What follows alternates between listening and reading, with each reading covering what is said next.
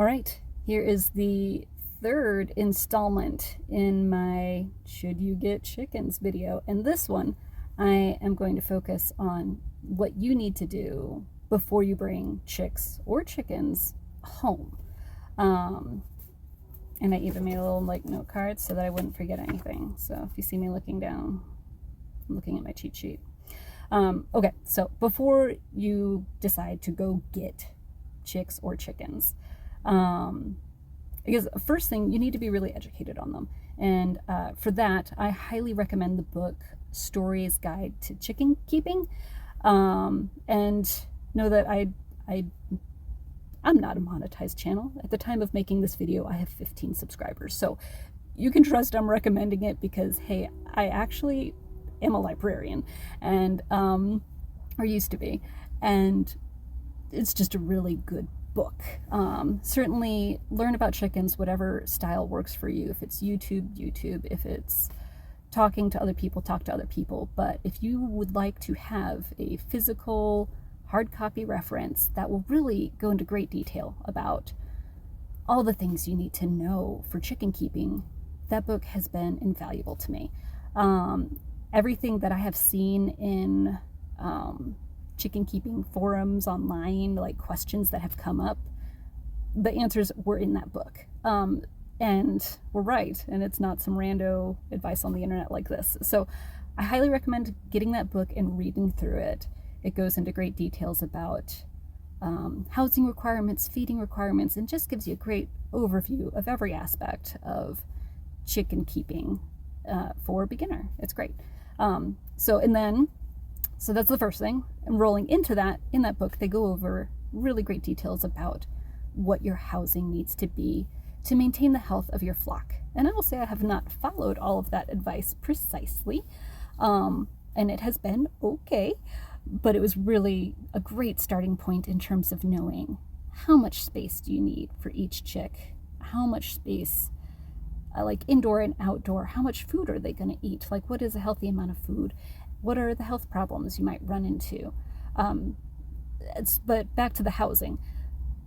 Do your housing first before you get the chickens. Don't go buy chicks if you do not already have their adult housing ready. They grow really fast and they need someplace safe, or they're going to get eaten or frozen or whatever. So before you bring them home, make sure that you have already built their adult housing. You also, if you're getting chicks rather than adult chickens, you need to make sure that you have a brooder set up that is appropriate for them and that will be big enough to grow with them, because they come pretty tiny if you get them as baby chicks. They're adorable and floofy, but they grow faster than you might expect. So you need to be able to expand their brooder as they age and know, like, you will need a heat source. You will need a way to feed them that is appropriate for small birds as opposed to big birds. So have all those things ready before you bring them home. So let's see, that was 1, 2, and 3. Like, be educated, adult housing, baby housing. And okay, yeah, fourth thing. Part of that education is being ready to manage their health issues. Because generally you're not, especially in an urban or suburban environment, you're not going to have a vet who's going to treat a chicken. And oftentimes the treatment for chickens is to cull them. So you need to be really comfortable with that. You need to be comfortable with the idea of providing veterinary care to an animal with not much help from others. And if you need to cull them in order to prevent misery, or because they're not going to make it, or they have some kind of incident or health issue and they're not going to recover, you need to know how to do that humanely. You need to be ready to do that humanely. And no joke, it sucks. Like, it is the suckiest thing that happens with chicken ownership or any pet ownership. So really think long and hard about that before you bring them home, and be ready for it. And if that's not something that you are going to be capable of, you need to get the support network ready for that, so that you do have a farmer friend or someone who already has chickens, some kind of mentor to be with you in that process. And just know that, like, it will happen. All living things die. So you have to be ready to manage that death. And it sucks.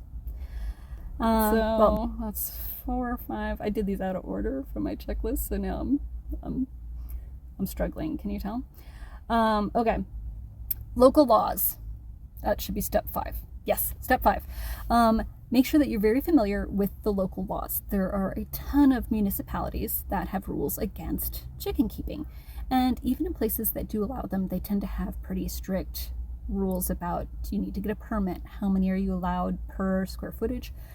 Pretty much any municipality is not going to allow roosters, even if they allow chickens. So when you are selecting chicks, if you want to make sure you don't have to like deal with the process of raising this cute, floofy, adorable creature and then getting rid of it in a few months, it's good to pick sex-linked breeds for chicks, because they're pretty reliable for, if they say it's a girl, it's a girl.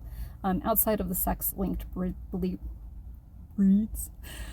which just means that, like, when they're baby chicks, the boys and the girls have different feather patterns, so it's easier to tell them apart. Like, you can actually tell them apart. So I would go with the sex-linked breeds. That's my advice. Take it or leave it.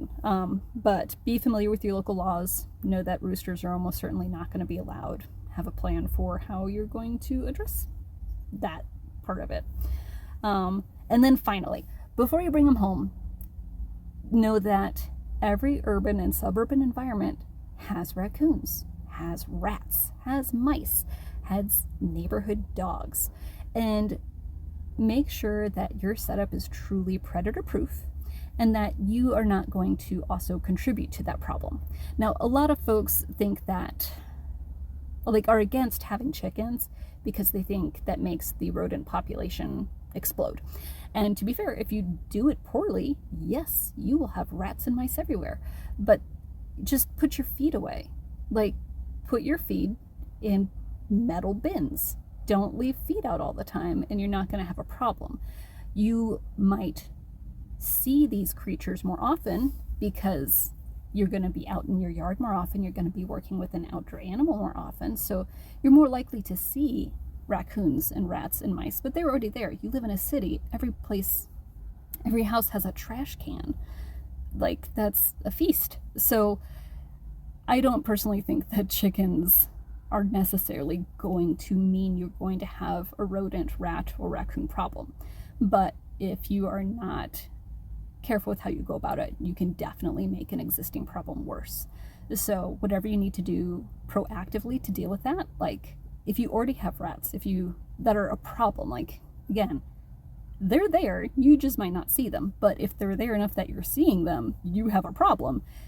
Deal with that before you bring your chicks or chickens home, or your neighbors are going to blame your birds and you. And it's also a safety risk to your animals. Raccoons are very good at getting into chicken coops and eating chickens. So for whatever is appropriate for you in your scenario, your city, your rules, your abilities, deal with that before you bring the chickens home. And then be on top of cleanup. Don't leave feed out. Don't leave cat food and dog food outside at night. I have certainly been guilty of that, feeding some stray cats, one of which is now our orange cat. And then the raccoons become a problem. And the solution is stop leaving food out. Don't leave food out. And this video got to be almost 10 minutes. What a rant. Sorry, y'all. I meant for this one to be short. Anyway, I'm going to go ahead and end it there because I finished my checklist of things to do before you bring chicks home. Hopefully that's helpful. If you have questions or thoughts, please feel free to leave some comments. I'm happy to do my best to answer those. And if it's something I don't know, I'm happy to point you towards resources. Because again, former librarian here, I love helping people find good information. All right, bye.